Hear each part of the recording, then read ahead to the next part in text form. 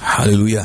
Mula pertama saya mengucapkan salam sejahtera di dalam nama Tuhan Yesus Kristus buat seberapa kita yang ada di dalam rumah Tuhan. Kita akan gunakan kesempatan yang indah, yang baik Tuhan berikan buat kita untuk mendengarkan firman Tuhan, supaya apa yang kita dengarkan malam hari ini boleh menjadi sesuatu bagian yang indah dalam kehidupan kita. Bukan hanya sekedar mendengarkan firman Allah dan tidak mengalami apa-apa, tetapi apa yang kita dengarkan pada malam hari ini boleh sangat berguna untuk kebaikan kita. Pada malam hari ini kita akan sekali lagi memeriksa firman Tuhan di dalam kitab Wahyu pasal yang kedua. Kitab Wahyu pasal yang kedua, inilah pekerjaan penyucian lewat firman yang disampaikan oleh anak Allah itu. Dia menyampaikan firman untuk menyucikan, bahkan sampai menyempurnakan. Di dalam kitab Wahyu pasal 2 dan pasal 3 ada 7 jemaat yang disucikan oleh Tuhan lewat firman-Nya. Kita sudah sampai pada Wahyu pasal yang kedua, ayat yang ke-12 sampai ayat yang ke-17. Itulah jemaat yang ketiga, jemaat Pergamus. Dan jemaat Pergamus ini jemaat yang luar biasa sebenarnya. Begitu kuat, tangguh. Kalau saya mengatakan tangguh, kenapa? Walaupun mereka ada di tahta iblis, ayat mengatakan mereka tinggal, mereka berdomisili, mereka berada di tengah tahta iblis, tetapi mereka tidak menyangkal imannya kepada Tuhan. Mereka tetap memegang nama Tuhan dengan sangat erat. Tetapi ada kekurangan, dan itulah ketidaksempurnaan kita. Tidak ada seorang pun yang sempurna. Belum ada yang sempurna. Oleh sebab itu kita perlu mengalami penyucian. Sebab kalau kita tidak mau mengalami penyucian, tidak pernah akan mengalami kesempurnaan. Oleh sebab itu, biar malam hari ini, kalau Tuhan menyatakan koreksi yang kuat buat kita, biar kita boleh menerima dengan sepenuh-penuhnya. Supaya dari kehidupan yang serba tidak sempurna, serba cacat celah di sana sini, kita boleh mengalami hari demi hari. Tuhan memberkati, Tuhan menyucikan, Tuhan membaharui kehidupan kita. Semua mengalami demikian, amin. Nah, malam hari ini kita akan baca sekali lagi kitab Wahyu pasal yang ke-22 ayat yang ke-12. Namun pada malam hari ini saya akan lebih fokus pada bagian terakhir dari ayat ini, yaitu pada ayat yang ke-17. Pada ayat yang ke-17, bagaimana hasil dari penyucian. Perhatikan, kalau Tuhan menyucikan, Tuhan tidak ingin mempermalukan anak-anaknya, tetapi Tuhan ingin memberikan sesuatu yang besar. Walaupun sepertinya sakit, walaupun sepertinya seperti dipermalukan, tetapi Tuhan bukan melakukan itu untuk mempermalukan kita, untuk melecehkan kita, tetapi Tuhan ingin mempermuliakan kita. Oh, haleluya. Ayat yang ke-12, tolong baca ya. Ayat yang ke-12. Dan tuliskanlah kepada malaikat jemaat di Pergamus, inilah firman Dia yang memakai pedang yang tajam dan bermata dua. Ya. Aku tahu di mana engkau diam, yaitu di sana, di tempat tahta iblis. Di tempat tahta iblis, teruskan. Dan engkau berpegang kepada namaku. Ya. Dan engkau tidak menyangkal imanmu kepadaku, juga tidak pada zaman Antipas saksiku yang setia kepadaku, ya, yang dibunuh di hadapan kamu, di mana iblis diam. Ayat yang ke-14, perhatikan. Tetapi aku mempunyai beberapa keberatan terhadap engkau. Tetapi aku mempunyai beberapa keberatan. Ada kekurangan, ada ketidaksempurnaan dalam jemaat ini. Terus, di antaramu ada beberapa orang yang menganut ajaran Bileam, ya, yang memberi nasihat kepada Balak untuk menyesatkan orang Israel, supaya mereka makan persembahan berhala dan berbuat zina. Demikian juga ada padamu orang-orang yang berpegang kepada ajaran pengikut Nikolaus. Sebab itu bertobatlah. Jika tidak demikian, aku akan segera datang kepadamu, dan aku akan memerangi mereka dengan pedang yang di mulutku ini. Siapa bertelinga? Siapa yang bertelinga? Ayat yang ke-17, perhatikan, ini bagian yang akan saya tekankan malam hari ini. Siapa yang bertelinga? Hendaklah ia mendengarkan apa yang dikatakan Roh kepada jemaat-jemaat. Ya. Barang siapa menang, kepadanya akan kuberikan dari mana yang tersembunyi, ya, dan aku akan mengaruniakan kepadanya batu putih yang di atasnya tertulis nama baru, ya, yang tidak diketahui oleh siapapun selain oleh yang menerimanya. Terima kasih, jemaat yang luar biasa tangguh ya, dalam tekanan tekanan yang berat, mereka tidak menyangkal nama Tuhan.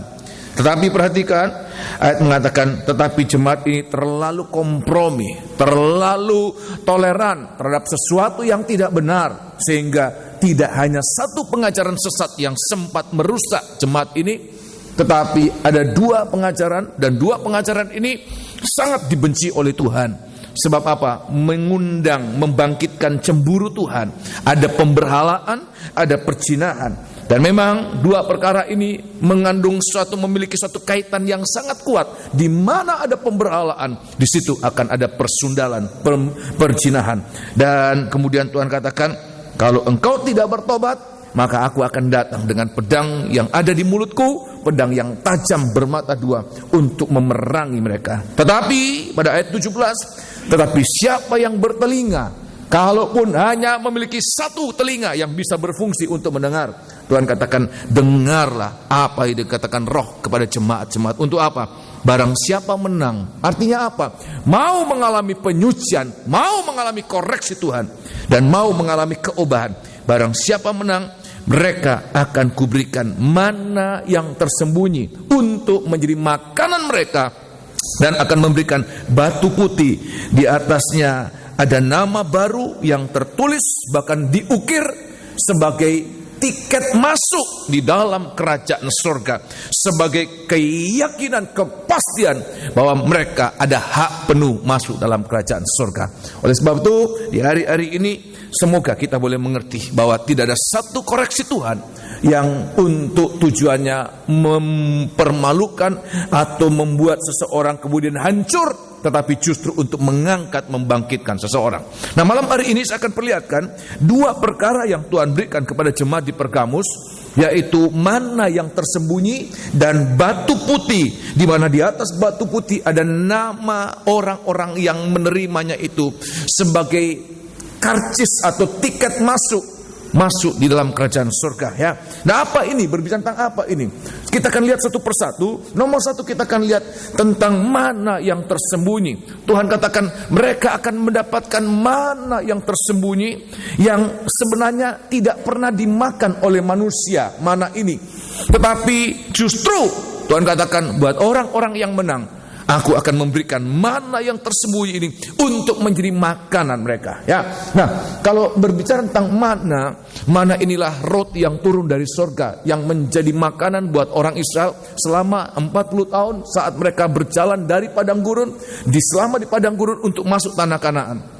Dan perhatikan, dari mana yang Tuhan berikan ini dapat dibagi dalam 3 bentuk atau 3 macam mana, yaitu mana yang pertama diberikan oleh Tuhan setiap hari, mulai hari pertama sampai hari kelima, di mana Musa katakan kepada bangsa Israel, sudah bisa baca dalam kitab Keluaran pasal 16, Tuhan katakan setiap hari engkau memungut 1 gomer 1 hari. Per orang, 1 gomer 1 orang 1 hari. Untuk apa? Menjadi makanan, menjadi jaminan hidup mereka setiap hari. Hari pertama sampai hari kelima. Dan kalau mereka patuh menuruti perintah Tuhan, mereka akan mengalami kekuatan. Dari mana ini? Sebab mana ini suatu makanan yang luar biasa, saudara. Ayat lain mengatakan mana ini adalah makanan para malaikat. Rasanya seperti panganan yang digoreng, rasanya seperti kue madu, begitu luar biasa, bergizi dan nikmat. Bahkan ini adalah makanan para malaikat, Tuhan berikan buat bangsa Israel.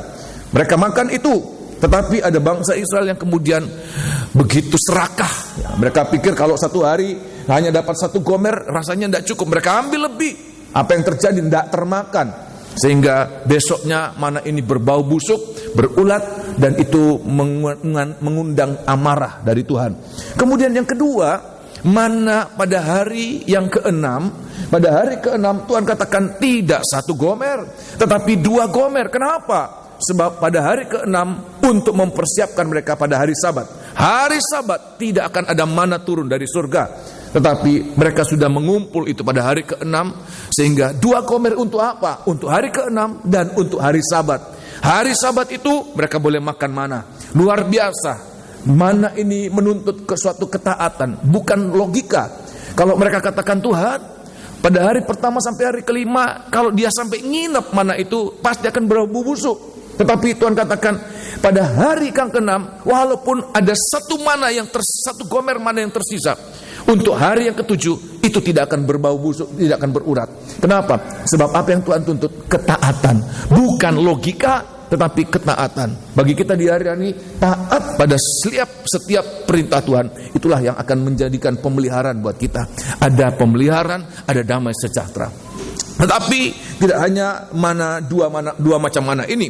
Ada mana yang ketiga, inilah yang disebutkan mana yang tersembunyi. Di dalam kitab Keluaran pasal yang ke-16, Tuhan katakan kepada Musa, dan Musa katakan kepada bangsa Israel apa?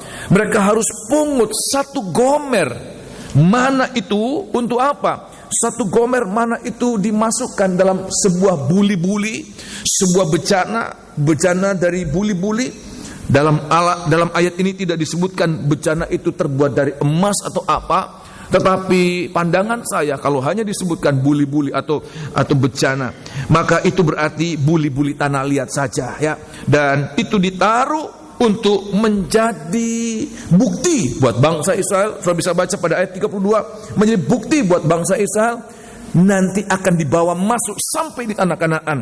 Mana ini tidak akan dimakan, mana ini menjadi suatu pembuktian bahwa Tuhan sudah memelihara bangsa Israel 40 tahun selama dalam perjalanan sampai masuk tanah Kanaan, sehingga anak cucu mereka bisa melihat itu, bahwa pemeliharaan Tuhan itu nyata, bukan suatu hayalan, tetapi sesuatu yang sangat nyata. Dan ini disimpan di mana? Mana ini disimpan di mana?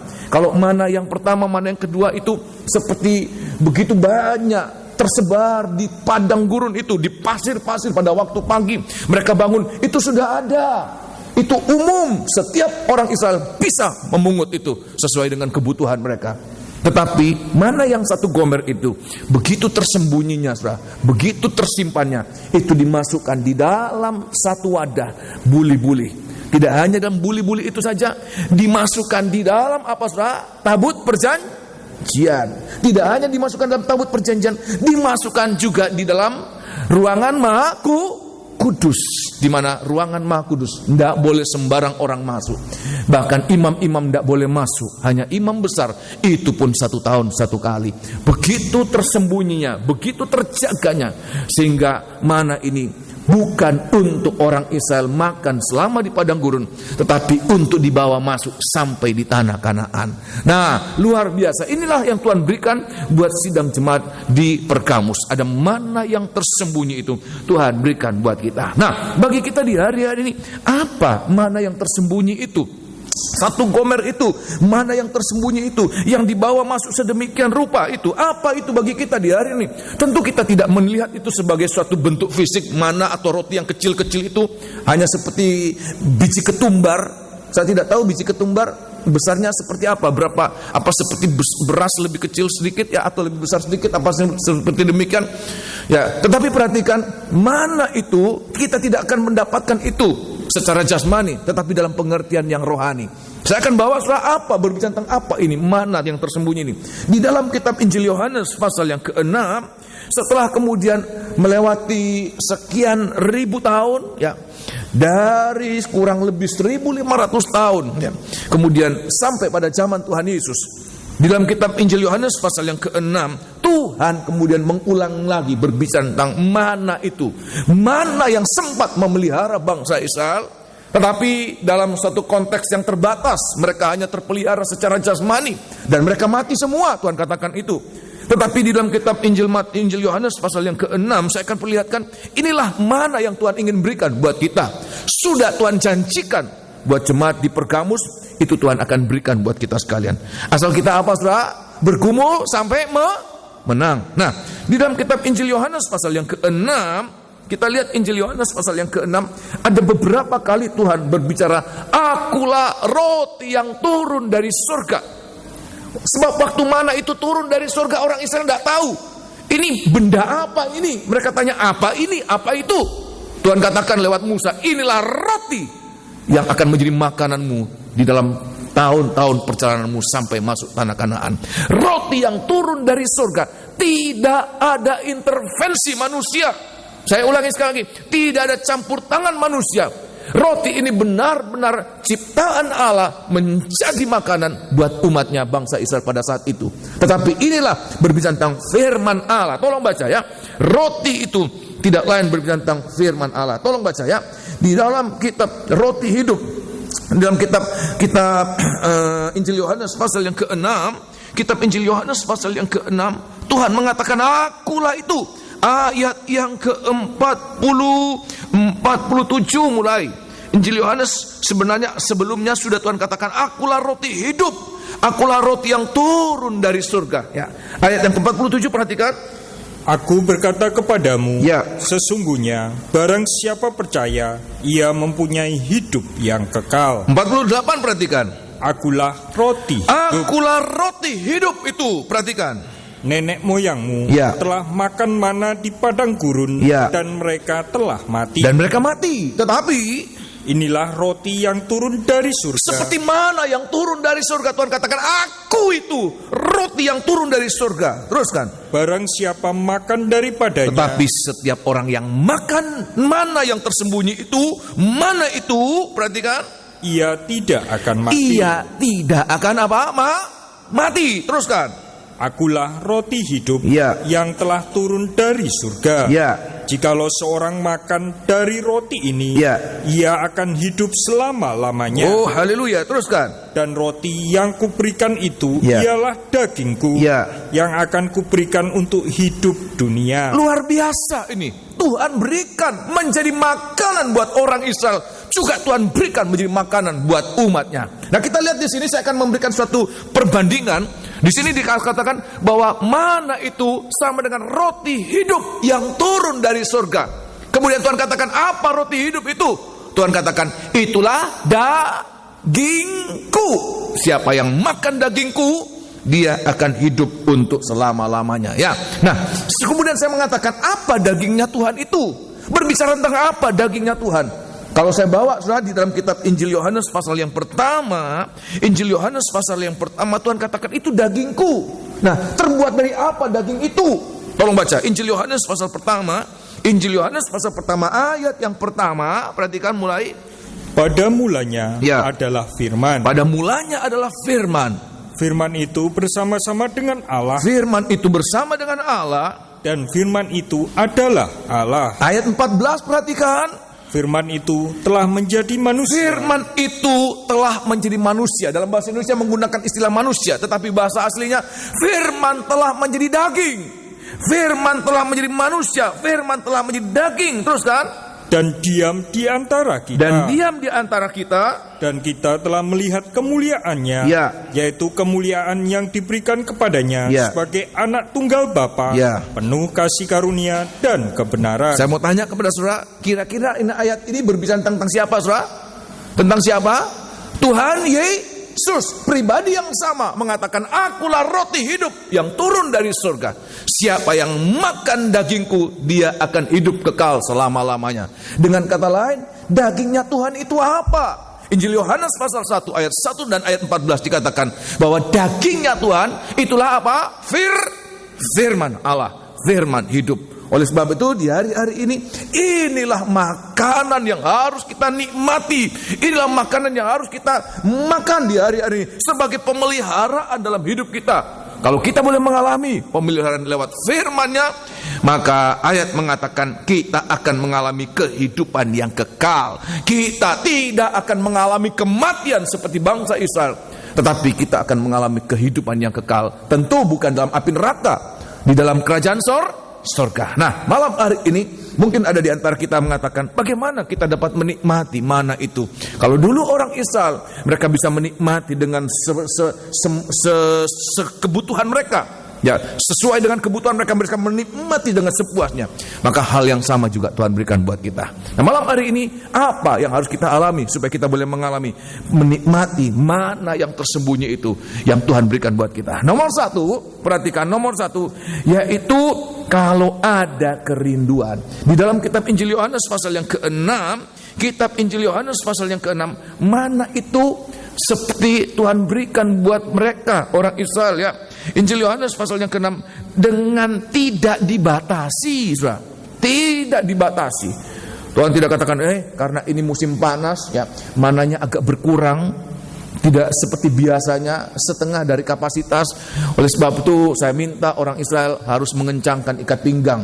Biasanya makan 1 gomer, sekarang setengah gomer saja. Tidak dibatasi, tetapi sesuai dengan kebutuhan mereka. Dan saya heran, elastis sekali ya, fleksibel sekali.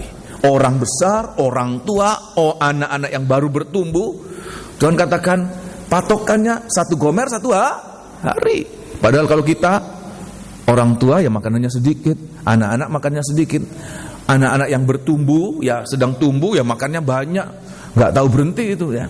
Tapi Tuhan katakan 1 gomer 1 hari, 1 gomer 1 hari cukup.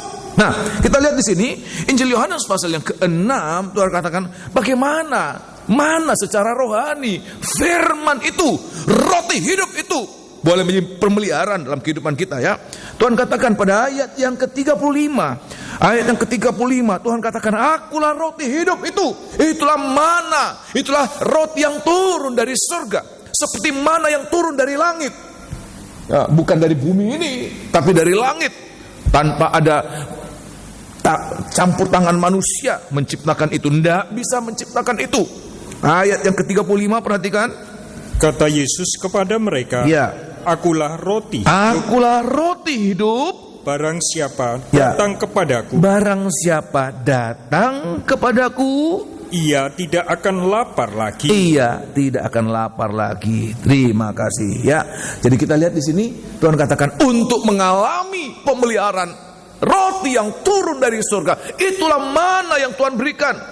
Setelah sekian lama orang Israel tidak pernah tahu mana, Tuhan menyatakan buat mereka, inilah mana yang sesungguhnya yang disimpan Allah untuk orang Israel secara rohani. Apa Tuhan katakan? Setiap orang yang datang kepadaku ya. Kata datang kepadaku itu kemudian merujuk pada ayat sebelumnya, bagaimana orang Israel pada saat itu mencari Tuhan.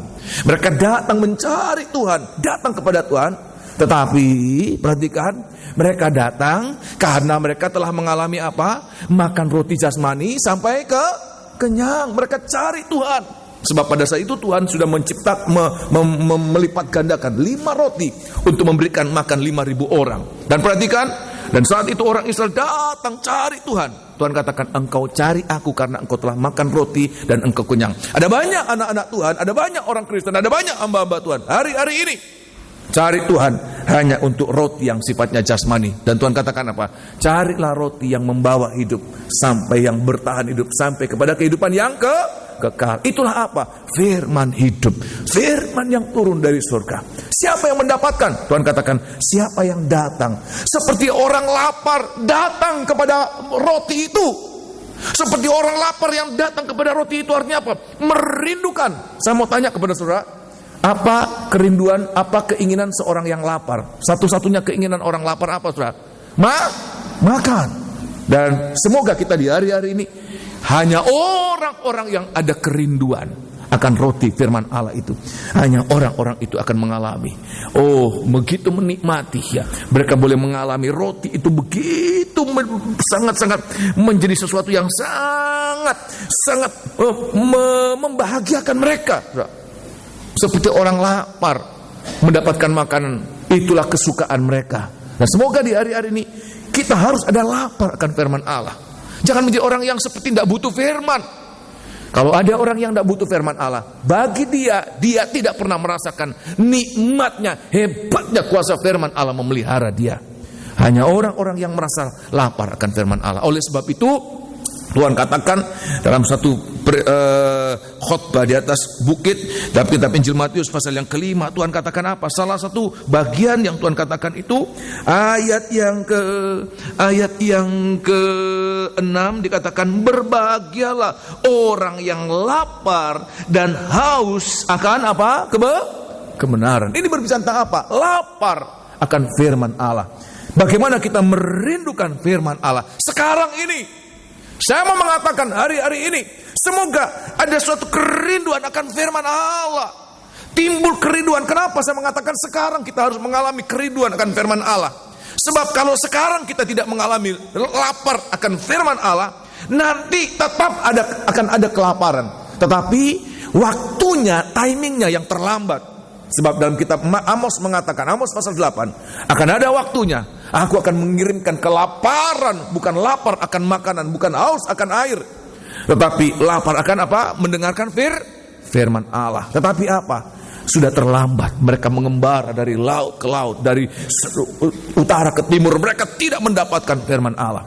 Dan ayat mengatakan mereka jatuh dan mereka tidak akan bangkit lagi. Oleh sebab itu di hari-hari ini, sekarang ini, kalau kita kemudian membutuhkan apa saja, apapun kebutuhan kita, lebih dari kebutuhan uang, kebutuhan apapun juga, kita membutuhkan firman Allah. Sebab apa? Uang tidak membawa kita hidup dalam kehidupan yang kekal. Apapun juga kepandaian, kedudukan, atau apapun juga kemewahan, tidak akan membawa hidup dalam kerajaan surga. Tetapi apa yang akan memberikan kita hidup dalam kerajaan surga? Itulah firman Allah. Firman yang bagaimana? Firman yang turun dari surga. Bukan firman hasil olahan universitas atau sekolah teologi manapun, bukan. Tetapi firman yang turun dari surga, firman yang diilhamkan kepada para nabi, para hamba-hamba Tuhan untuk menjadi makanan bagi orang-orang yang merindukan. Perhatikan, Tuhan adalah Allah, Dia adalah Bapa yang tahu akan kebutuhan. Kalau kita ada kebutuhan akan firman-Nya, Dia akan memberikan sesuai dengan kebutuhan kita. Maukah kita merindukan, ada rasa kerinduan atau kebutuhan akan firman Allah? Sebab kalau kita tidak ada kebutuhan akan firman Allah, tidak akan ada firman Allah. Sudah bisa mendengarkan khotbah, tapi khotbah itu bukan makanan. Sudah tidak merasakan apa-apa. Makin hari sudah dengar khotbah sebagai teori. Otaknya penuh, hatinya kosong. Ya, banyak tahu, tetapi hatinya hampa. Tapi biar hari-hari ini kita boleh merasakan bahwa firman Allah itu seperti mana yang turun dari surga, tanpa campur tangan manusia, semata-mata dari Tuhan demi kebutuhan orang-orang yang lapar. Sebab memang sejarahnya mana turun itu karena bangsa Israel apa? Lapar. Saya bisa mengerti demikian, amin? Nomor 1, harus ada kerinduan. Tanpa kerinduan akan firman Allah, tidak akan ada ungkapan firman Allah yang menjadi makanan buat kita. Yang kedua, perhatikan yang kedua apa? Dalam 2 Korintus pasal yang keempat, langkah yang kedua untuk mendapatkan pemeliharaan dari firman Allah ini, mana yang turun dari surga, roti hidup. 2 Korintus pasal yang keempat, ayat yang ke-7. Suratan 2 Korintus pasal 4 ayat yang ke-7. 2 Korintus pasal 4 ayat yang ke-7, perhatikan. Tetapi harta ini kami punyai dalam bejana tanah liat. Ya, jadi inilah mana yang tersembunyi ya. Seperti mana yang ditampung di dalam apa? Bejana tanah liat, buli-buli tanah liat. Ya. Tuhan katakan harta begitu pentingnya, Saudara. Mana yang 1 gomer itu sangat penting. Sebab apa? Begitu pentingnya dia ditaruh di dalam tabut perjanjian. Sangat langka, apalagi kalau kemudian sudah masuk tanah Kanaan, tidak ada turun mana pada saat itu. Pada saat mereka sudah menikmati gandum hasil tanah Kanaan, mana itu berhenti. Sesudah mereka merayakan hari roti tidak beragi, mana itu berhenti, tidak turun lagi. Sebab mereka sudah makan hasil tanah Kanaan. Sudah bisa bayangkan kalau sudah tidak ada lagi, langka tidak sudah? Mahal tidak sudah? Sangat mahal, sangat langka. Dan ayat mengatakan Tuhan berikan buat kita sekalian. Itu roti itu bagaikan harta yang berharga, harta yang indah, harta yang mulia. Tetapi harta ini kami punyai, kami tampung di dalam bejana tanah liat ini, supaya nyata bahwa kekuatan yang melimpah-limpah itu berasal dari Allah. Ya, luar biasa. Teruskan. Bukan dari diri kami. Bukan dari diri kami. Dalam segala hal kami ditindas, namun tidak terjepit. Kami habis akal, namun tidak putus asa. Kami dianiaya, namun tidak ditinggalkan sendirian. Kami dihempaskan, namun tidak binasa. Terima kasih. Yang kedua, perhatikan, setelah kita ada kerinduan akan firman Allah, Rasul Paulus katakan bahwa harta ini, mana ini kami tampung dalam bejana tanah liat. Buli-buli tanah liat. Apa itu bejana tanah liat? Itulah hidup kita. Hidup kita ini bejana tanah liat. Hati kita ini juga bejana tanah liat. Tuhan katakan kita tampung dalam hati dan hidup kita ini. Artinya apa? Kalau kita ingin mengalami makanan itu, mana itu menjadi makanan buat kita, maka yang kedua, kita harus membuka hati kita seluas-luasnya, selebar-lebarnya. Seperti saya lihat di sini, seberapa banyak wadah itu membuka, memberikan ruang untuk mana itu, sedemikian banyak juga mana itu akan diberikan. Sudah bisa mengerti demikian, amin? Kalau kita bawa hanya satu bejana yang kira-kira 10 liter, kita tidak akan mendapatkan sesuatu yang jumlahnya 15 liter. Sudah bisa mengerti demikian, amin? Kalau kita membawa hanya 10 liter, ya cuma 10 liter maksimal kita dapatkan. Oleh sebab itu Tuhan katakan, bukalah, luangkan, luaskan hatimu untuk menerima mana itu. Semakin luas kita menerima mana itu, semakin lapang hati kita untuk menerima firman itu, semakin banyak Tuhan akan memberikan mana itu untuk memelihara kehidupan kita. Apa praktek lapang hati, lapang dada untuk menerima firman Allah? Yaitu kita bisa menerima, kita rela menerima apapun bentuk firman Allah yang kita dengarkan. Di dalam 2 Timotius pasal yang ke-6, pasal yang ke-4, 2 Timotius pasal yang ke-4, sebab ada banyak kali manusia, khususnya pada akhir zaman, ayat mengatakan manusia akan memilih-milih firman sesuai dengan apa, Saudara? Selera ya. Nah, di dalam kitab Injil suratan 2 Timotius pasal yang ke-4, dan Tuhan katakan apa? Sekarang ini firman Allah harus disampaikan. Untuk apa? Bahwa firman Allah itu boleh menjadi makanan buat setiap orang yang membuka hatinya selapang-lapangnya. Ayat yang kedua, perhatikan. Beritakanlah firman Allah. Siap sedialah, ya. Baik atau tidak baik waktunya. Baik atau tidak baik waktunya. Nyatakanlah apa yang salah. Tegurlah. Dan nasihatilah dengan segala kesabaran dan pengajaran. Kenapa? Karena akan datang waktunya. Orang tidak dapat lagi menerima ajaran sehat. Tetapi mereka akan mengumpulkan guru-guru menurut kehendaknya. Untuk memuaskan keinginan telinganya. Semata-mata hanya untuk menyenangkan telinga mereka, selera mereka. Ayat yang keempat. Mereka akan memalingkan telinganya dari kebenaran dan membukanya bagi dongeng. Mereka tidak lagi mau menerima firman yang sehat, pengajaran yang sehat. Terima kasih. Tetapi semata-mata hanya untuk menyenangkan hidup jasmani mereka. Oleh sebab itu di hari-hari ini Tuhan katakan apa ya? Beritakanlah firman Allah. Firman yang bagaimana? Yang menyatakan yang salah. Kira-kira kalau menyatakan yang salah enak enggak? Gampang enggak? Enggak mudah. Saya sebagai pembicara firman Allah, penyampai firman Allah, apalagi kalau saya sudah tahu ada orang-orang yang memiliki karakter seperti apa yang akan saya nyatakan, pergumulan buat saya. Itu satu pergumulan. Menyatakan, nanti tersinggung, menyatakan, nanti dia malu, menyatakan, nanti dia marah, menyatakan, nanti dia ngambek. Saya terus terang bergumul untuk itu. Kalau saya tahu, oleh sebab itu saya lebih senang kalau saya tidak tahu apa-apa. Saya bebas menyampaikan firman Allah. Dan kalau sudah merasakan Tuhan kok kuat, kok tajam, menyatakan salah saya, seperti saya dipermalukan di muka umum, menegur dengan keras, dengan tajam, mengoreksi dengan tajam, saya mengatakan itulah kebaikan Tuhan. Untuk apa? Kalau kita lapang hati, kita bisa menerima. Orang Jawa mengatakan kita bisa legowo, kita bisa menerima dengan apa adanya demi kebaikan kita. Justru kita akan mengalami apa yang kita terima, walaupun itu seperti pedang yang tajam.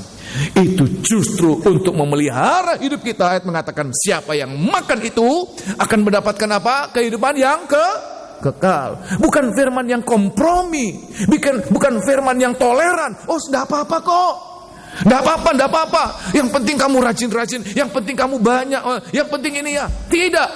Tapi firman yang menyatakan apa yang salah. Supaya apa? Kalau kita kemudian dengan legawa, kita dengan lapang dada menerima itu, justru kita akan mengalami disucikan. Justru kita akan mengalami menjadi kehidupan yang baik, kehidupan yang benar, kehidupan yang kudus, kehidupan yang layak dihadapkan kepada Tuhan sebagai umat yang layak. Oleh sebab itu di hari-hari ini biar kita boleh membuka hati kita, seperti kita membuka bejana hidup kita sebesar-besarnya. Jangan diperkecil. Ada banyak kali kalau menerima, saya berulang-ulang kali menyatakan secara natur secara alamiah, Manusia itu paling alergi kalau dengar teguran, dengar kesalahannya dinyatakan, dengar kritik. Orang itu telinganya tidak suka. Tapi sangat senang kalau dengar pujian, ya. Walaupun pujiannya itu tidak benar. Tapi sangat tidak suka mendengar kritikan, teguran, walaupun apa yang dinyatakan itu benar adanya. Selalu ada alasan. Oh, itu terima dari ini. Tapi biar hari-hari Tuhan katakan, lapangkan dada kita, lapangkan hati kita untuk kita boleh menerima. Bulu-bulu itu menerima sebanyak-banyaknya. Firman Allah itu dimasukkan di dalam bejana. Supaya apa? Ayat mengatakan kuasa firman Allah itu bekerja dengan sebaik-baiknya untuk menyatakan kuasanya. Dalam segala keadaan, ayat mengatakan kita akan dinyatakan pertolongan Tuhan untuk kita sekalian. So, percaya demikian, amin? Ya. Dan yang ketiga, perhatikan, kita akan menikmati roti yang turun dari surga. Ya. Kitab Injil Yohanes pasal yang ke-6, Injil Yohanes pasal yang ke-6, Tuhan katakan apa? Ayat yang ke-50. Injil Yohanes pasal 6 ayat yang ke-50. Yohanes pasal yang ke-6 ayat yang ke-50 dan 51. Inilah roti yang turun dari surga. Ya. Barang siapa makan daripadanya, siapa yang makan daripadanya, ia tidak akan mati. Ia tidak akan mati. Jadi Tuhan katakan nomor satu, saya akan urut sekali lagi ya. Nomor satu, Tuhan katakan ada roti yang turun dari surga. Tuhan berikan buat siapa? Yang datang. Yang kedua apa? Yang membuka bejana tanah liatnya, bejana hidupnya, bejana hatinya selebar-lebarnya. Tapi yang ketiga, siapa yang akan menerima pemeliharaan itu? Yaitu orang yang makan. Sudah buka selebar-lebarnya, enggak dimakan, mubazir sudah. Makanan dikumpul banyak-banyak. Orang Israel demikian, kumpul banyak-banyak hanya untuk memenuhi pikirannya, tapi tidak pernah dimakan, tidak pernah menjadi makanan. Tujuan kita kumpulkan makanan untuk apa, saudara? Menjadi apa? Makanan, dimakan. Ya, apa artinya dimakan? Menikmati firman Allah. Firman Allah itu kita nikmati. Tolong baca kitab Yeremia pasal 15 ayat 16. Yeremia 15:16. Nikmati firman Allah itu. Oh, kalau itu suatu teguran, nikmati teguran itu. Kalau itu suatu nasihat, turuti, itu menikmati. Bukan hanya sekedar enak ya firmannya, kuat, enak ya firmannya, berbobot, tetapi tidak pernah dipraktekkan. Tapi dinikmati seperti dimakan. Saudara tahu apa dimakan, saudara? Dikunyah, dicerna, dikunyah sampai menjadi kekuatan, sampai sari-sarinya kita bisa menikmati. Oh Tuhan, tidak ada satu bagian yang terluputkan. Yeremia pasal 15, kitab Yeremia pasal 15 ayat yang ke-16. Yeremia 15 ayat yang ke-16. Apabila aku bertemu dengan perkataan-perkataanmu, perhatikan, maka aku menikmatinya. Aku menikmatinya. Oh, haleluya. Saya berdoa supaya hari-hari ini sidang jemaat boleh menikmati firman. Apa itu menikmati firman Allah? Mulai merenungkan firman Allah, direnungkan seperti orang makan menikmati, saudara. Tidak asal makan bluk-bluk ya, tapi seperti orang makan menikmati. Rasanya itu dinikmati, asinnya, manisnya, gurihnya itu dinikmati. Ya, direnungkan, dinikmati. Oh iya. Kemudian dipraktekkan. Nah, ini kalau kita praktekkan itu, ayat mengatakan itu akan menjadi kekuatan buat kita.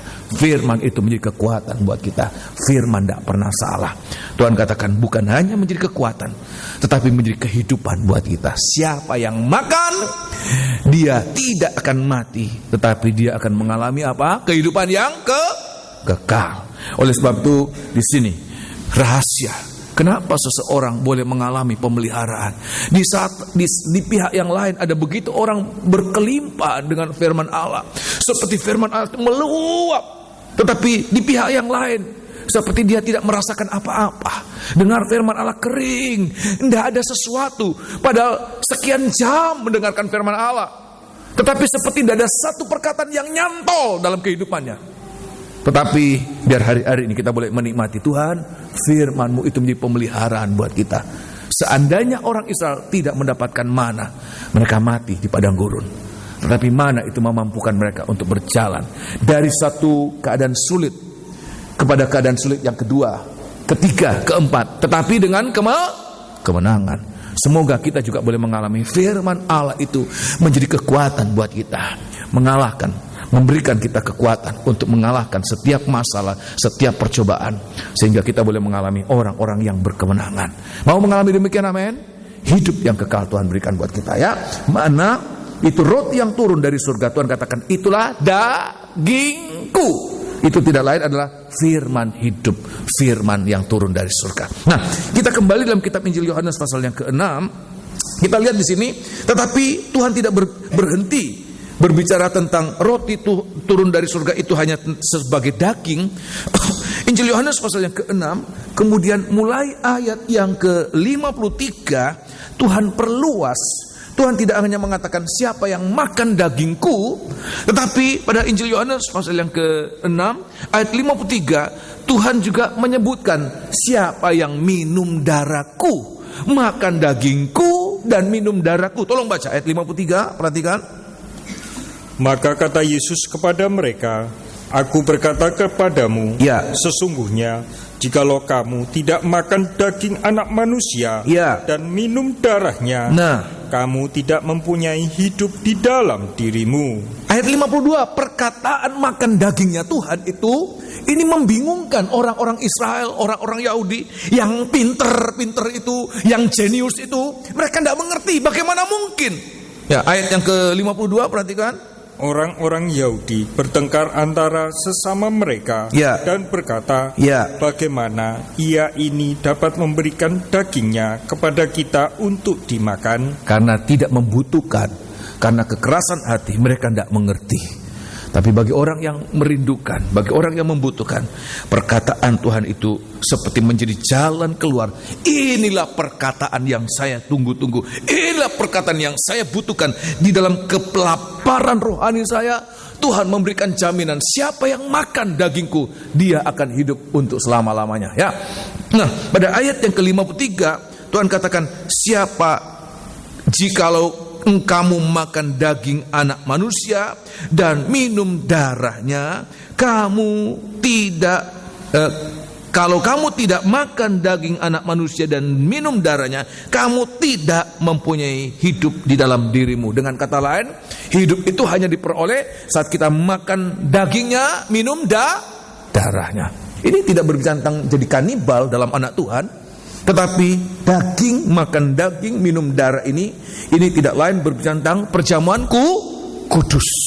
Bagaimana di hari-hari ini firman Allah itu menjadi makanan buat kita, jaminan pemeliharaan buat kita.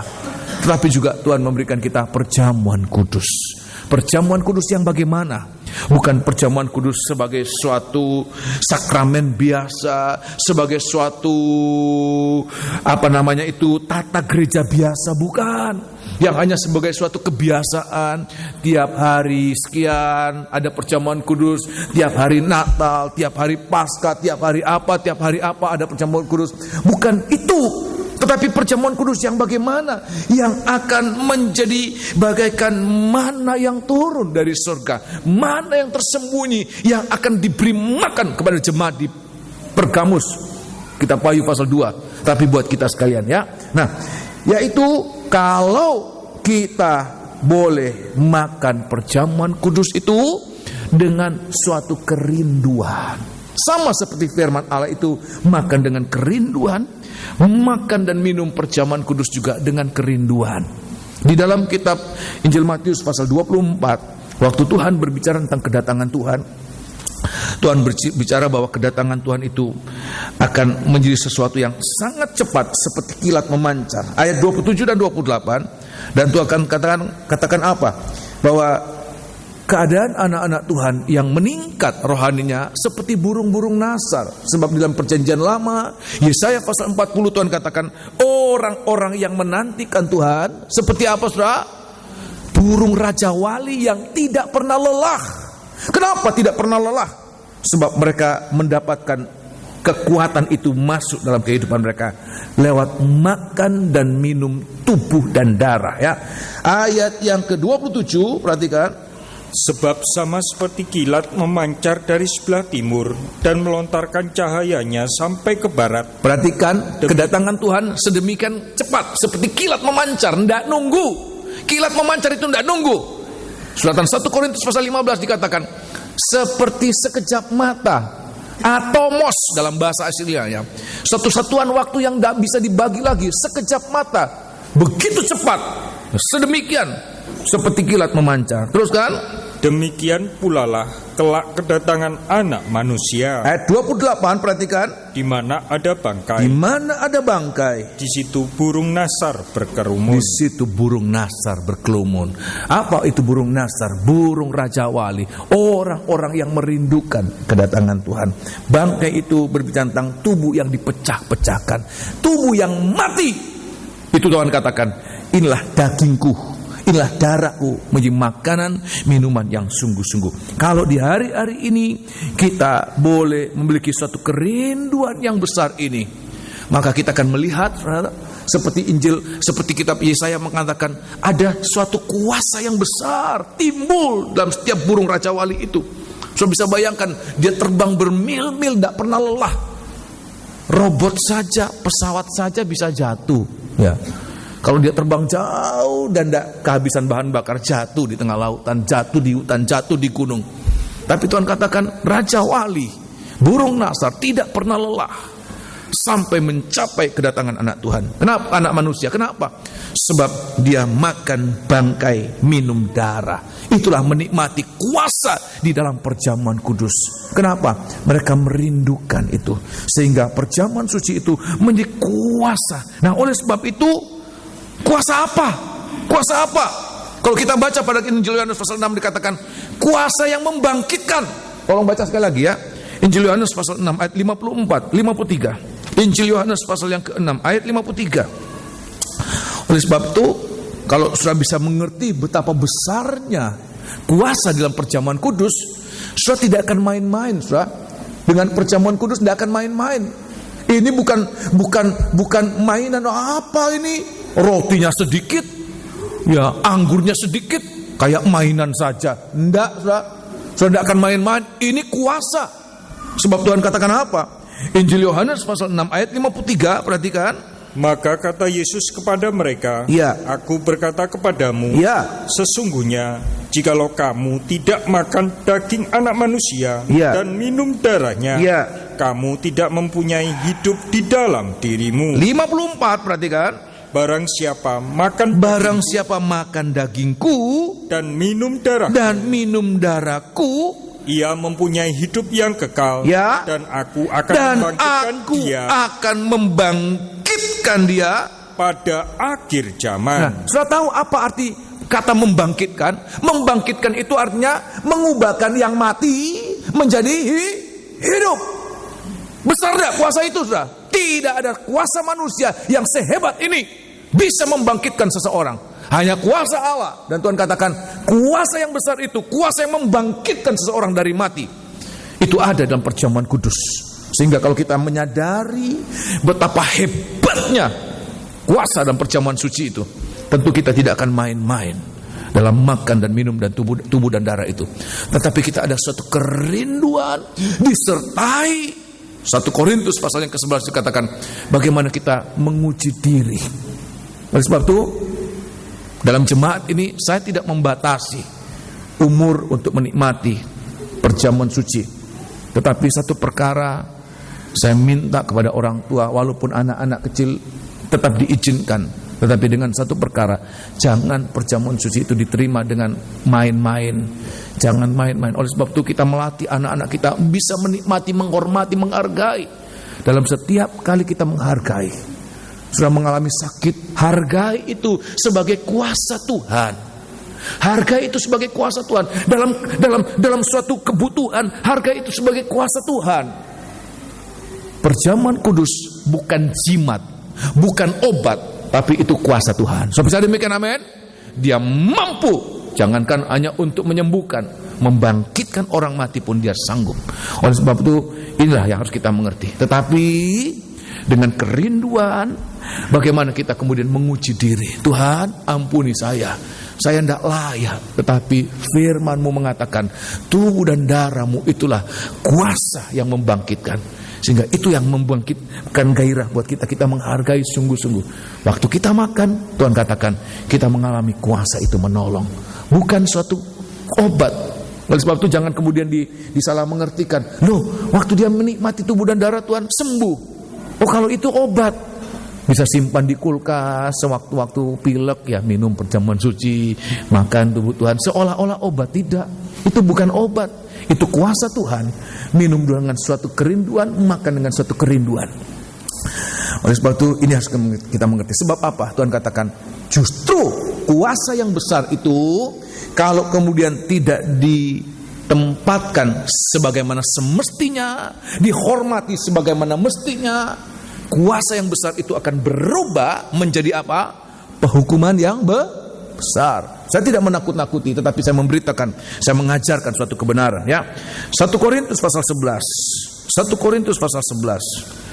1 Korintus pasal 11 ayat yang jangan remehkan. Justru dalam kita meremehkan, tidak menerima kuasa, tidak menerima kuasa. Oleh sebab itu satu perkara ini kita harus yakin bahwa perjamuan kudus itu bukan mainan, bukan tata gereja, ya, bukan tata cara gereja, bukan. Tapi ini kuasa pemeliharaan Tuhan yang Tuhan berikan buat kita. Tolong baca ya. 1 Korintus pasal 11 ayat yang ke-27. Jangan main-main, jangan meremehkan. Mungkin main-main tidak. Kalau orang besar tidak main-main. Tapi paling tidak meremehkan. Apa sih ini? Apa sih ini? Tidak merasakan sesuatu kebutuhan. Ya, ayat yang ke-27. Jangan heran kita merasakan tiap hari perjamuan kudus tidak lebih baik, nggak lebih suci, nggak lebih baik. Tapi kalau lebih buruk. Sebab kuasa yang besar itu berubah menjadi penghukuman yang besar. Tolong baca ayat yang ke-27. Jadi barang siapa dengan cara yang tidak layak makan roti atau minum cawan Tuhan. Ya, cara tidak layak itu apa? Tidak menghargai sebagai tubuh Tuhan, sebagai darah Tuhan. Ya, teruskan. Ia berdosa terhadap tubuh dan darah Tuhan. Ia berdosa kepada tubuh dan darah Tuhan. Karena itu ayat 28. Karena itu hendaklah tiap-tiap orang menguji dirinya sendiri. Nah, apa ini menguji diri? Kita mohonkan pengampunan. Tuhan, saya tidak layak sebenarnya. Saya banyak kekurangan, saya banyak ketidaklayakan. Tapi mohon kemurahan-Mu Tuhan.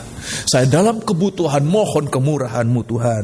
Dan ayat mengatakan kalau kita menguji diri, dan baru sesudah itu ia makan roti dan minum dari cawan itu. Nah, kita akan mengalami kuasa. Tetapi sebaliknya, karena barang siapa makan dan minum tanpa mengakui tubuh Tuhan, ia mendatangkan hukuman atas dirinya. Seperti mendatangkan hukuman atas dirinya. Kenapa? Sebab itu banyak di antara kamu yang lemah dan sakit. Ya, banyak yang lemah, banyak yang sakit. Dan tidak sedikit yang meninggal. Banyak yang mati. Saya tidak menakut-nakuti ya. Secara jasmani, secara rohani juga demikian. Sebab apa? Tidak merindukan, tidak mengakui itu sebagai tubuh Tuhan. Tapi kalau kita mengakui itu kuasa nomor satu. Kuasa untuk apa? Kuasa untuk membangkitkan, kuasa untuk menolong. Tetapi yang kedua, Tuhan katakan, siapa yang makan tubuhku dan minum darahku, aku akan tinggal di dalam dia. Kita akan mengalami kuasa di mana Tuhan akan menyatu di dalam kehidupan kita. Kita akan merasakan dekat dengan Tuhan. Makin kita menikmati tubuh dan darah Tuhan, makin kita merasakan seperti burung nasar itu tergantung. Burung nasar itu tidak makan daun-daunan, tidak makan buah-buahan. Dia makan bangkai, dia minum darah. Seolah-olah hidupnya itu tergantung. Ya. Sebab Injil Matius pasal 24 tadi, di mana ada bangkai, di situ burung-burung nasar sangat membutuhkan. Begitu dia membutuhkan, dia cari dimanapun. Sebab apa? Disitulah kebutuhan, disitulah kehidupannya. Oleh sebab itu di hari-hari ini yang harus kita alami di hari-hari ini.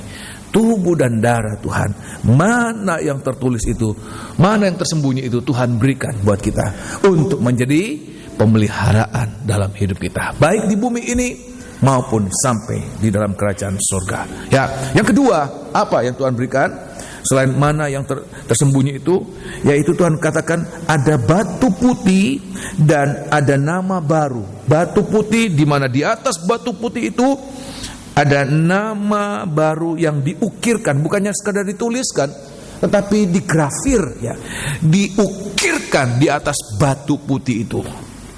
Kalau dituliskan diukirkan berarti batu putih itu bukan batu biasa, saudara, tetapi semacam batu permata, ya. Saya tidak tahu batu permata apa yang warnanya putih, ya. Tetapi Tuhan katakan batu putih itu batu permata, di mana nama setiap orang yang menerima itu ada kepastian seperti dia sudah ada tempat dalam kerajaan surga. Nah, saya mau kaitkan ini, ya, dalam hal nama dan tempat kepastian masuk dalam kerajaan surga. Dalam Alkitab menuliskan ada dua tempat di mana nama kita dituliskan, yaitu yang pertama di dalam kitab kehidupan. Tuhan katakan kalau orang itu tidak terdaftar dalam buku besar registrasi kerajaan surga, dia tidak boleh masuk. Tetapi pegangan kita apa, saudara? Memang nama kita dituliskan di sana, tapi kita yang menjadi pegangan kita ini apa? Biasanya kalau kita naik pesawat, ya, nama kita terdaftar di airline kita, tapi juga kita ada pegangan tiket, entah tiket apapun juga kita pegang tiket untuk pegangan kita. Saat masuk, Tuhan ini bagaikan token untuk masuk dalam kerajaan surga, ya. Nah, apa ini bagi kita di hari-hari ini? Di dalam kitab 2 Petrus pasal yang pertama, perhatikan apa tiket masuk buat kita masuk dalam kerajaan surga. 2 Petrus pasal pertama ini menjadi batu putih, di mana di atas batu putih itu nama kita dituliskan. Dan ayat mengatakan nama itu begitu pribadi, nggak ada orang tahu selain orang yang menerima nama itu. 2 Petrus pasal yang pertama, 2 Petrus pasal pertama ayat yang ke-10, ya, ayat yang ke-10 dan ayat yang ke-11. Ini harus kita mengerti. Ini batu putih yang harus kita alami, kita terima. Enggak ada orang yang bisa masuk surga, nomor satu, yang namanya tidak tercatat dalam kitab kehidupan. Juga tidak ada orang yang bisa masuk surga yang tidak menerima batu putih, di mana di atas batu putih itu dituliskan nama-nama orang yang menerima. Kalau kita tidak pernah menerima batu putih, bagaimana kita akan ada keyakinan kita masuk kerajaan surga? Ya, ini yang harus kita rakitkan, ya. Ada keyakinan. Nah, di dalam kitab 2 Petrus pasal pertama ayat 10, demikian bunyinya. Karena itu, saudara-saudaraku, ya, berusahalah sungguh-sungguh supaya panggilan dan pilihan, perhatikan, supaya panggilan dan pilihanmu makin teguh. Sebab jikalau kamu melakukannya, sebab kalau kamu makin teguh dalam panggilan, dalam pilihanmu, kamu tidak akan pernah tersandung. Ayat 11 perhatikan. Dengan demikian kamu akan dikaruniakan hak penuh. Hak penuh, seperti seorang pemegang tiket, dia punya hak penuh. Sebab dia sudah membayar harganya, dia punya hak penuh untuk masuk pesawat, untuk duduk di kursi tertentu. Ya, Tuhan katakan ada hak penuh untuk memasuki kerajaan kekal, ya, yaitu kerajaan Tuhan, ya, dan juru selamat kita Yesus Kristus. Terima kasih. Ya, apa batu putih yang saya sampaikan tadi bagi kita di hari ini? Tuhan katakan itulah panggilan dan pilihan yang Tuhan berikan buat setiap kita. Setiap kita punya panggilan dan punya pilihan. Tidak ada satu anak Tuhan, perhatikan ini penting, tidak ada satu imam-imam, tidak ada satu hamba Tuhan yang tidak memiliki panggilan dan pilihan. Sebab kalau kita tidak punya panggilan dan pilihan, mau ditulis di mana nama kita? Nama baru kita mau ditulis di mana? Seperti tidak punya media untuk menulis nama kita. Oleh sebab itu, kita harus sampai meyakini panggilan saya dalam hal apa, panggilan saya dalam bidang apa, panggilan saya dalam apa, ya, pilihan saya dalam apa. Dan Tuhan katakan begitu kita yakin itu, kita kerjakan dengan sungguh-sungguh, ayat mengatakan panggilan itu akan makin yakin, makin teguh.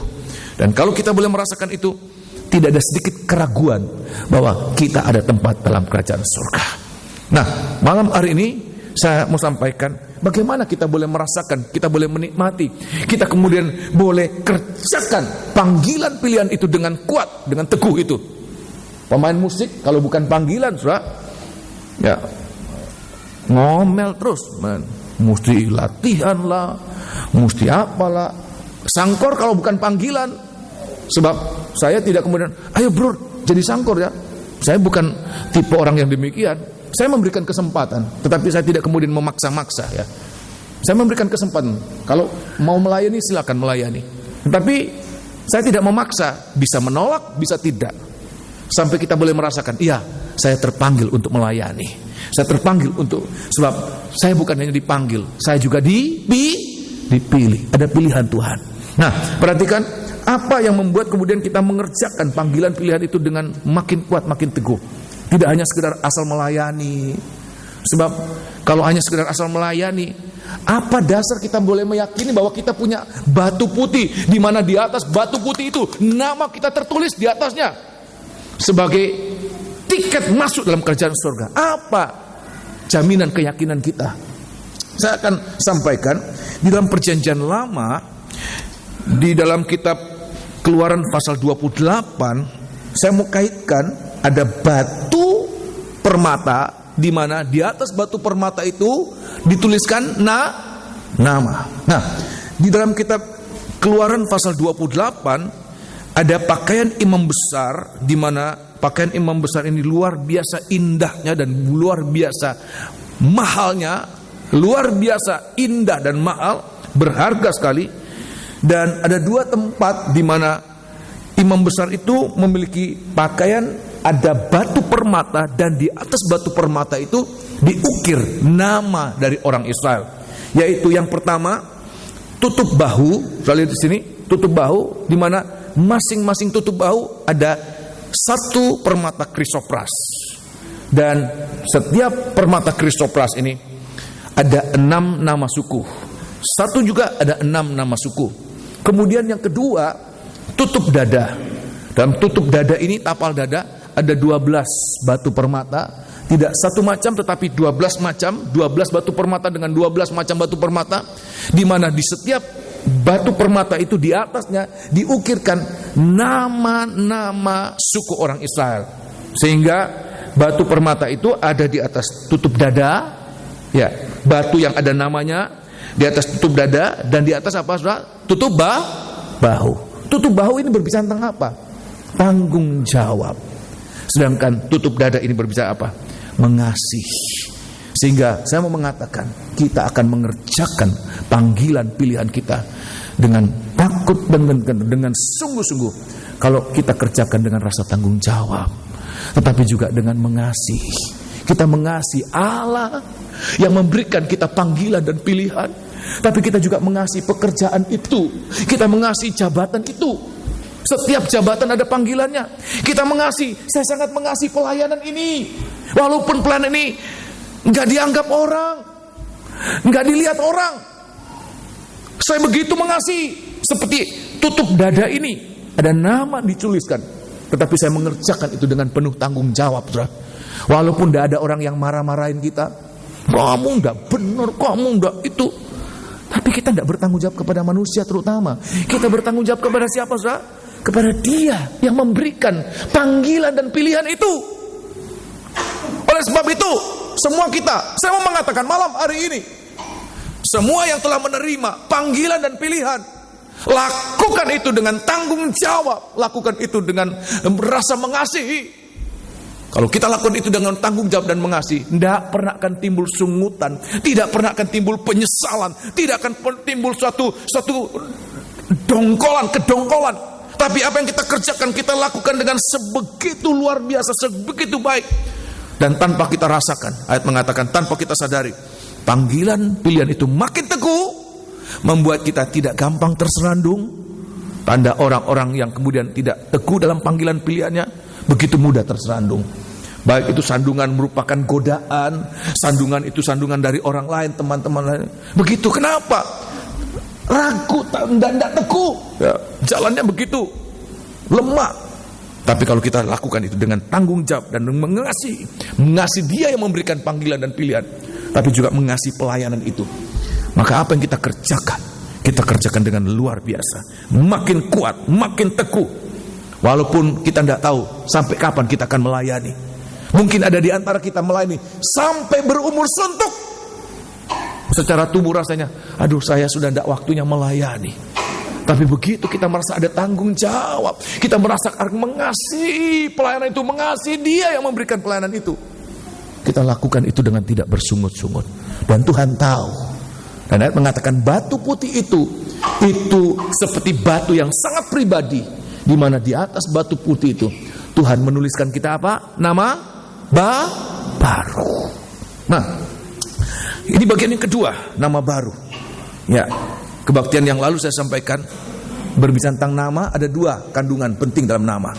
Yaitu nomor satu, nama itu berbicara tentang identitas, tapi juga nama itu berbicara tentang karakter. Sehingga nama baru Tuhan berikan, artinya kita juga boleh mengalami ya pergantian karakter, pergantian nama itu identitas. Orang kalau ganti nama harus urusannya panjang. Orang juga, saya tidak tahu apa ini menyeluruh ya, tapi biasanya kalau kasih nama anak-anak sakit-sakitan dikasih nama baru, diruat kira dapat nama baru. Oh, baru cocok ini, namanya baru cocok. Bagi kita di hari-hari ini, perhatikan ini penting, nama baru yang kita terima ini itu senilai dengan keselamatan, kehidupan kekal. Nah, karakter itu harus karakter yang baru. Kita harus terima itu. Apa praktek kita boleh mengalami ini? Proses pembaharuan nama itu. Sebab bukan nama kita yang lama ini, maafkan. Saya tidak kemudian meringankan orang tua yang sudah berpikir begitu rupa. Pengalaman saya memberikan nama buat anak-anak saya merasakan tidak gampang. Lama saya cari-cari nama. Ini kok tidak cocok, ini kok tidak cocok, ini kok tidak serak ya. Sehingga untuk memberi nama itu saya kadang-kadang ngepres dah. Sudah ngepres dengan apa terakhir untuk catatan sipil. Sebab apa? Penuh pertimbangan, penuh pergumulan. Nanti keberatan, nanti jadi tertawaan orang, nanti ini. Sebab memberi nama itu sekaligus doa supaya karakter nama yang saya berikan itu juga menjadi bagian anak ini. Ada karakternya, saudara. Nah, di dalam kitab 1 Petrus pasal yang ke-1, 1 Petrus pasal 1 ya, kita lihat ini. Ini proses kita boleh mendapatkan nama baru, karakter baru untuk dituliskan di dalam setiap pelayanan kita. Sebab nanti dalam pelayanan kita ini di sorga tidak ada orang nganggur. Perhatikan ini penting. Di sorga tidak ada orang nganggur. Di sorga tidak ada orang yang saya jadi jemaat biasa tidak lakukan apa-apa. Di sorga hanya ada orang-orang yang melayani, orang-orang yang merasakan panggilan dan pilihan. Dan panggilan pilihan itu adalah sesuatu yang sangat pribadi. Dia boleh merasakan secara pribadi. Seperti memanggil seseorang itu, dia merasakan itu tertuju untuk dia. Panggilan itu tertuju untuk dia. Tolong baca ya. 1 Petrus pasal yang pertama, 1 Petrus pasal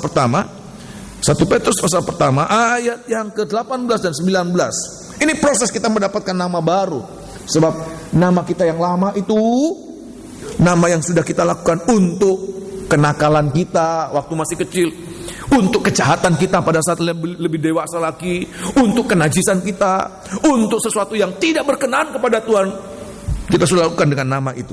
Tidak ada seorang pun mempunyai nama yang sempurna. Nama baik tidak ada celahnya. Semua punya celah, punya cacat dengan nama yang kita sandang dari lahir kita. Oleh sebab itu kita perlu mendapatkan nama baru, identitas baru, karakter baru. Nah, di dalam kitab 1 Petrus pasal pertama ayat 18, tolong baca.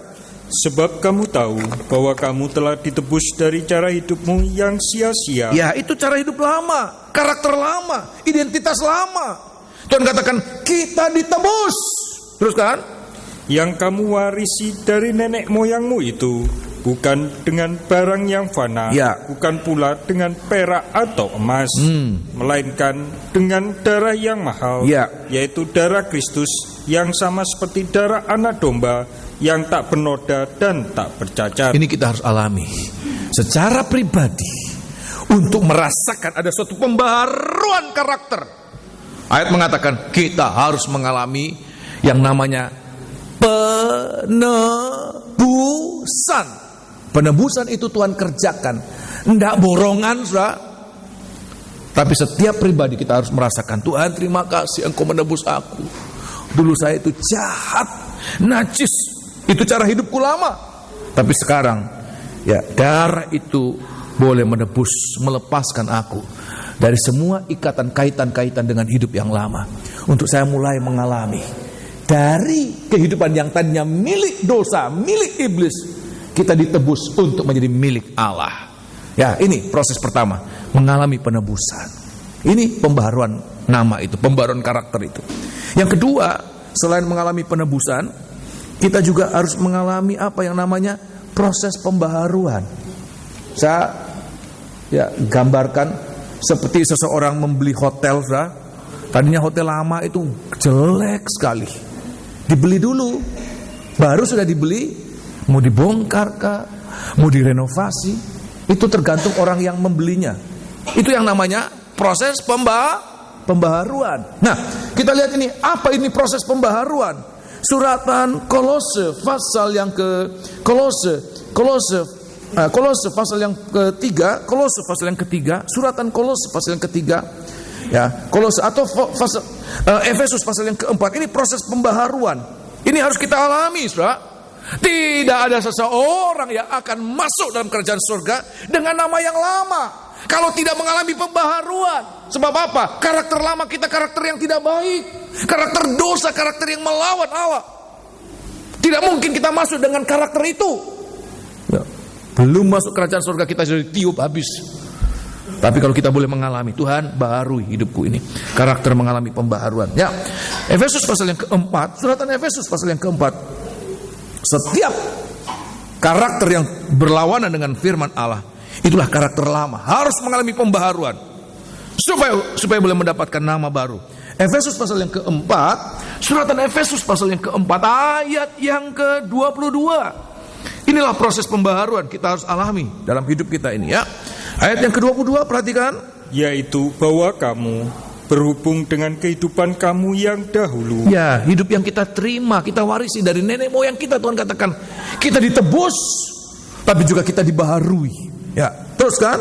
Harus menanggalkan manusia lama, ya, yang menemui kebinasaannya oleh nafsunya yang menyesatkan. Supaya, ayat 23, perhatikan. Supaya kamu dibaharui, ya, di dalam roh dan pikiranmu. Jadi bukan hanya sekedar ganti nama, tetapi ganti nama itu ganti karakter sampai suatu pembaruan yang sangat mendasar, ya, sampai mengalami pembaruan karakter. Ada banyak orang hanya sekedar memiliki nama baru, nama bagus, ya, tetapi tidak disertai dengan pembaruan karakter. Terkenal sebagai seorang yang hebat, tapi karakter tetap karakter lama. Mungkin dia dipuja, diakui manusia, tetapi ditolak nanti dalam kerajaan surga. Ayat mengatakan akan banyak terjadi akhir zaman. Orang mengatakan, Tuhan, bukankah kami sudah melakukan mukjizat demi namamu, mengusir setan demi namamu, memberitakan bernubuat demi namamu? Tapi Tuhan katakan apa? Enyahlah engkau pembuat apa? Kejahatan. Kenapa? Mereka tidak mengalami pembaharuan. Oleh sebab itu jangan kita tertipu. Nah, ayat yang ke-20 berapa sekarang? 24. Ayat 24. Dan mengenakan manusia baru, yang telah diciptakan menurut kehendak Allah, ya, di dalam kebenaran dan kekudusan yang sesungguhnya. Ayat 25. Karena itu, ya, buanglah dusta. Dan berkatalah benar seorang kepada yang lain, ya, karena kita adalah sesama anggota. Ayat 26, perhatikan. Apabila kamu menjadi marah, ya, janganlah kamu berbuat dosa, ya, janganlah matahari terbenam sebelum padam amarahmu. 27. Dan janganlah beri kesempatan kepada iblis. Ya, terima kasih. Jadi kita lihat ini, Tuhan katakan apa itu proses pembaharuan. Menanggalkan tabiat lama, menanggalkan karakter lama. Untuk apa? Menerima karakter yang baru. Menerima karakter yang baru. Ada dua contoh karakter-karakter lama, ada banyak karakter lama. Tapi dua contoh ini cukup bagi seseorang tidak bisa masuk kerajaan surga. Apa itu? Tuhan katakan buanglah dusta. Sebab dusta ini merupakan karakter dari bapa pendusta.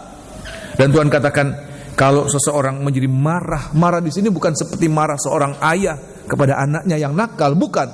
Tapi marah di sini marah tanpa sebab. Ada suatu kebencian dan Tuhan katakan itu nilainya seperti membunuh. Iblis itu pembunuh manusia sejak semula. Dia bapa pendusta, dia pembunuh manusia sejak semula. Itu karakter lama. Tuhan katakan buanglah itu. Untuk apa? Kita boleh menerima karakter yang baru. Apa itu? Berkata benar. Suatu perkataan yang benar. Perkataan yang mengakui kesalahan kita itu perkataan benar. Perkataan yang memuji Tuhan. Perkataan benar. Ya di atasnya. Itulah perkataan benar. Tuhan katakan mulai kita belajar berkata benar. Dan mulai kita